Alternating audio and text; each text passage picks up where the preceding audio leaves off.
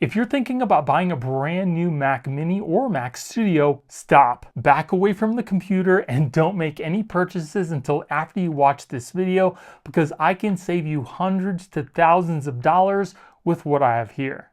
This is the Acasis Thunderbolt 5 NVMe enclosure, and in this video, I'm going to explain to you how it can save you money, the advantages, and then we're going to be doing some tests to see how well it performs against the SSD inside my Mac Studio M.2 Ultra.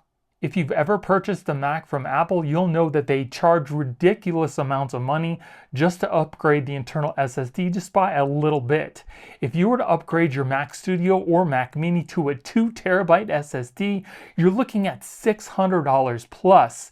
And if you move up to a 4 terabyte SSD, you're looking at anywhere between $1,000 to $1,200. That's insane. But with this enclosure, you can get up to an 8 terabyte NVMe drive for a fraction of the price. I think right now a 4 terabyte NVMe drive from Western Digital, their 850X, is going for around $279. And at the time of this recording, the NVMe enclosure here is around $230 with their sale. So you're saving over $500 if you're planning on going with a 4 terabyte drive. And for the advantages, one is cost. You can already see how much more you're saving by picking up an NVMe drive along with this enclosure. With the built-in SSD on your Mac, typically you can't switch it out for another drive if you want to, but with the enclosure, you can always upgrade to an 8 terabyte if needed. With the enclosure, you can always take your information with you if you need to work on the go, whereas the SSD that's built into your Mac stays there and you can't take it with you. And if something happens to your Mac or you sell it, all of that upgraded SSD goes along with that drive, whereas you can use this enclosure with pretty much any device that you have. And this enclosure can do up to 80 gigabits per second. That's a read and write speed of over 6,000 megabytes, which gives you about the same performance as what's in your Mac Studio or Mac Mini. Like I said before, you can use up to an 8 terabyte NVMe drive. It's also compatible with Thunderbolt 5 and USB 4.0 with backwards compatibility for older ports. But the one thing about this drive is it's not compatible with any of the Gen 5 NVMe's. It only works on the PCIe Gen 4. It supports M.2, M key, and M and B key. And it's also got a built-in fan that automatically turns on to keep your NVMe cool. It's made of all aluminum, and it's also got a tool-free installation. And it works with almost all drive sizes. And I also want to thank Acasis for sending this out to me so I could do this review for you guys. And if you guys want to purchase it yourself, I will be putting product links in the video description. So now that you know why you should buy this, let's take a closer look at what you get inside the box, and then we'll do some testing. And here is the drive itself. Again, it is made of all aluminum. It's not very big. We've got some ports for intake and exhaust on the sides and on the top of the enclosure. On the side, we've got our USB Type-C port along with a manual button to turn on that fan if you want to. It's also not super heavy, and it's also got that tool-free installation, so you don't need any tools to install your NVMe drive. We also get a Thunderbolt 5 cable. We get a little plastic board that you'll put your NVMe drive on to keep it from sagging, and you can see all the different sizes that it can accommodate. We get some thermal pads and these little rubber stoppers to install the NVMe drive, and we get our manual. And for testing out the enclosure, we're going to be using my Western Digital SN850X NVMe drive. This is the 1 terabyte size, and as you can see, it can do up to 7,300 megabytes a second, which is comparable to the SSD inside the M.2 Ultra. And as I mentioned, it's really easy to install your NVMe. It's got that tool-free installation. All you need to do is pop off the bottom here, and you can see on the inside. So it seems that this little piece here is a spacer if you're using smaller drives other than the 2280 form factor. But if you're going to be using the 2280 size, which I have here, you don't need to use that spacer. You just need to simply put it into the enclosure and you're all set. So before we do that, you want to make sure that you get one of your little rubber stoppers. We're going to put it on the end just like this. And then we can put the NVMe in place.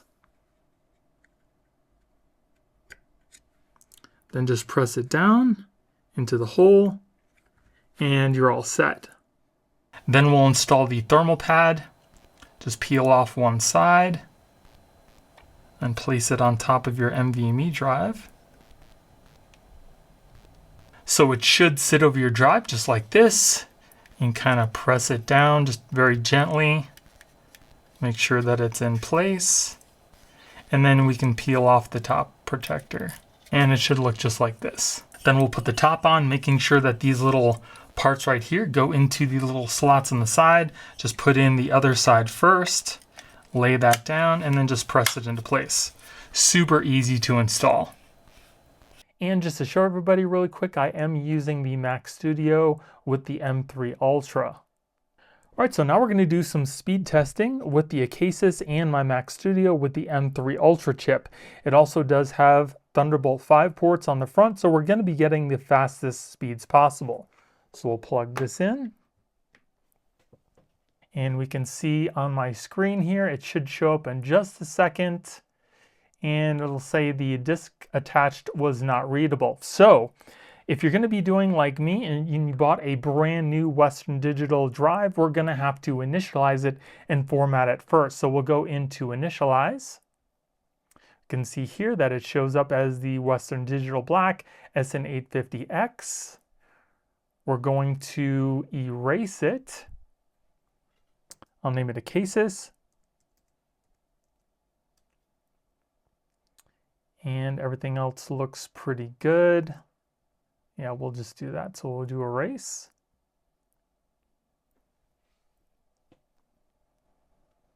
Say done. And now it shows up in our drive here. You can see the Acasis is showing up in my locations list. So everything is all set up. It's very quick, very easy to do. So we can close that out. And then first for our disk speed test, I want to show you how fast the SSD is inside the M.2 Studio itself. So we'll go into select our target drive.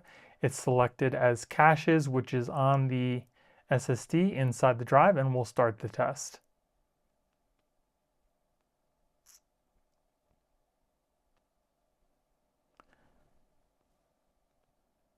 So the initial readings were pretty low, but as you can see now, it's speeding up a little bit more. You can see that the write it's going all the way up to 7,800, and for the read is around 5,200. The write sped up a little bit to 8,180. And so did the read. So we can stop that. Now we're going to test out the speeds of the external drive with the Acasis.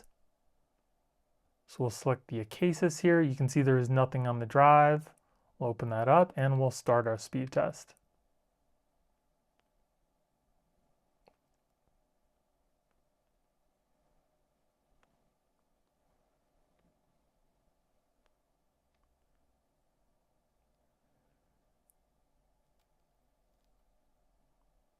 So you can see on the right side, it's not as fast as the internal drive on the M.2 Ultra, but it's pretty darn quick. But as for the read, it definitely does seem that the read is faster than the built-in drive on the Mac Studio. So it's kind of a give and take, but for almost 6,000 megabytes, that is pretty quick, and it's still going to be able to allow you to access anything you need very quickly using the external drive, especially if we're exporting videos, if you're using Final Cut Pro or a DaVinci Resolve. So now that we've done our speed test, I want to transfer a 100 gigabyte video file that I have onto the Acasis, and then we're going to do it off the Acasis, and we'll see what kind of speeds we're getting there. It should be pretty quick, but let's test it out. So just to show you guys that this is 100 gigabytes. There you can see right there, 100.47 gigabytes. So this is a rather large file, probably larger than most people are going to be using, but there are going to be some people that will have around this amount of usage or even more. So I'm going to copy this. It's on the internal drive right now. So I'm going to copy it onto the Acasis. We'll see how fast it moves.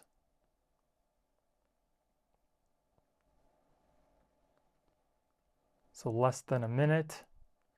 Looks like we're getting around 6 gigabytes a second for transfer, almost 6 gigabytes a second. And it's done. So that was pretty quick. I think it was maybe like around 10 seconds. So now we're going to copy and paste the file off of the Acasis onto the internal drive, onto my desktop, and we'll see how fast it moves.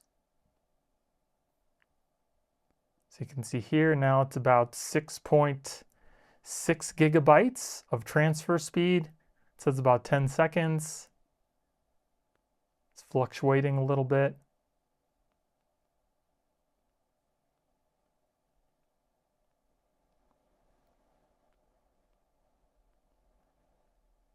And it's done. So now we're going to export a 4K video from Final Cut Pro that's about 42 minutes long onto the Acasis and onto the internal drive, and we're going to see what the difference is in time, if there is any. So we'll share, do a YouTube, that's okay. This will be test 1, internal. Go to settings here. So you can see it's about 16 gigabytes. This is on my internal drive. I'll put it to the desktop just to make sure. And we'll hit save. And if we look down here, the sharing has started, and we'll start the time now. And we can kind of put up the activity monitor just to kind of see what it's transferring at. Really doesn't look all that impressive. It only looks like it's doing, around 63 megabytes.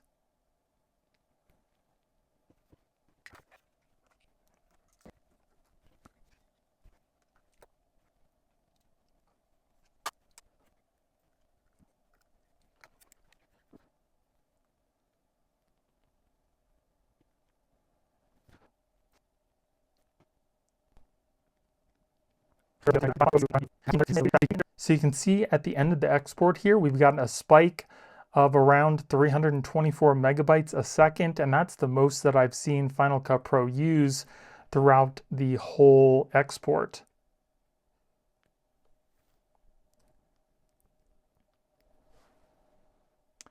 All right, so it seems like it's done. Let's go into our file here, and we'll go to our desktop.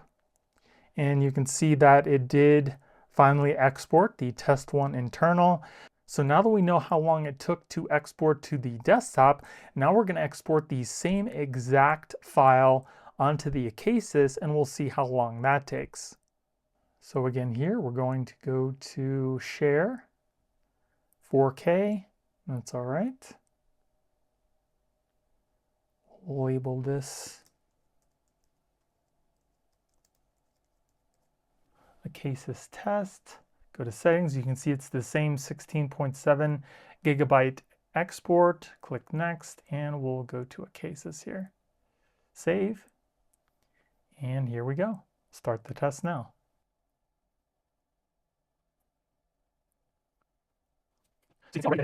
So we can see already that it's exporting at about the same speeds as it was with the internal drive. Final Cut Pro just isn't getting anywhere near the speeds that either the internal or the external drive can handle. So I'm pretty confident that the speed of this export should be really close to the internal test as well.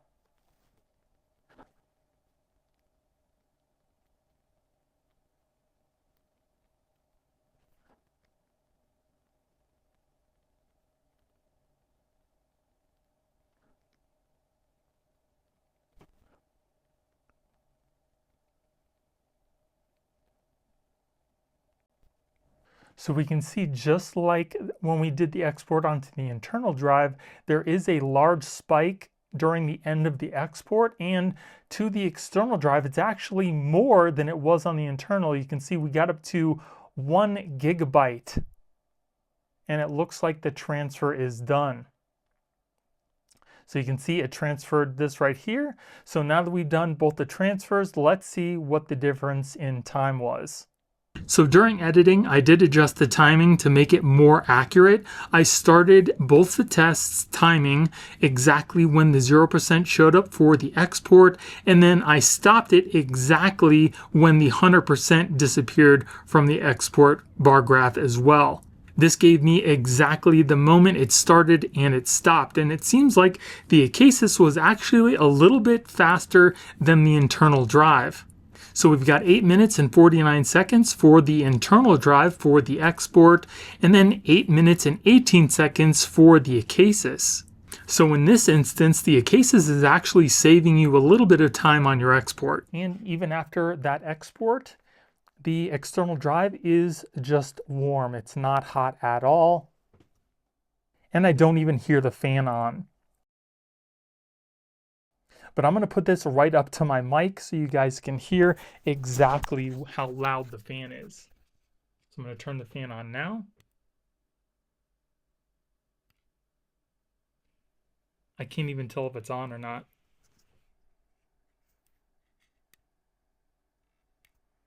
Okay, it's on right now. I'll put this up to my mic.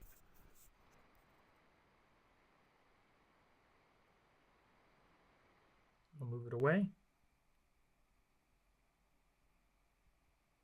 And that's how loud the fan is. It's super, super quiet.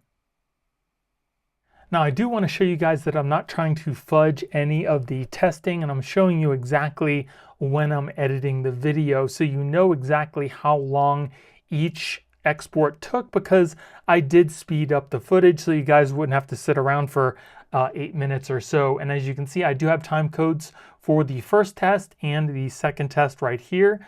So if I go to the end of the first test, which was on the internal drive, you can see that's about 8 minutes and 46 seconds. Then if we go to the export for the Acasis and we go down to the back here, you can see that the export was about 8 minutes and 23 seconds. So it was slightly less. And just to show you guys that I started from the beginning here, I'll play this little clip just right from here. And if we look down here, the sharing has started, and we'll start the time now. So I started the time code exactly when I said start the time now, and I also ended when there was no more data being transferred from the activity monitor. So I think that's pretty accurate. And then starting here, Acasis test, go to settings, you can see it's the same 16.7 gigabyte export. Click next, and we'll go to Acasis here. Save. And here we go. Start the test now. So again, I started the test exactly when I said start the test now, and we actually got lower speeds on the Acasis, which is why you shouldn't always trust disk speed tests and trust real world scenarios instead. So now I want to see what the speed test differences are when we copy something and paste onto the same drive. So first we're going to start off with the internal drive. I've got a folder here that's got about 110 gigs of videos in it. There you can see right there, 110.04 gigabytes in this one folder. So what I'm going to do is I'm going to copy it, and I'm going to simply just paste it right onto the desktop again, and we're going to see how fast the transfer speeds are. So pasting now. And it's done. It took a second. So here is the second copy. That was super quick.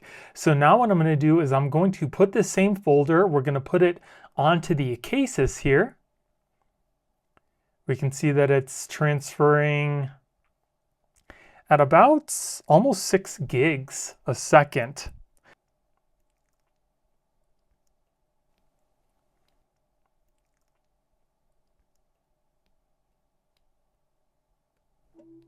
Okay, so now that it's on the Acasis, I'm going to copy and paste it directly onto the Acasis itself, and we'll see how fast the transfer speeds are. So pasting now, and it's done. So again, it seems like the transfer speeds are pretty comparable between the internal drive and the Acasis.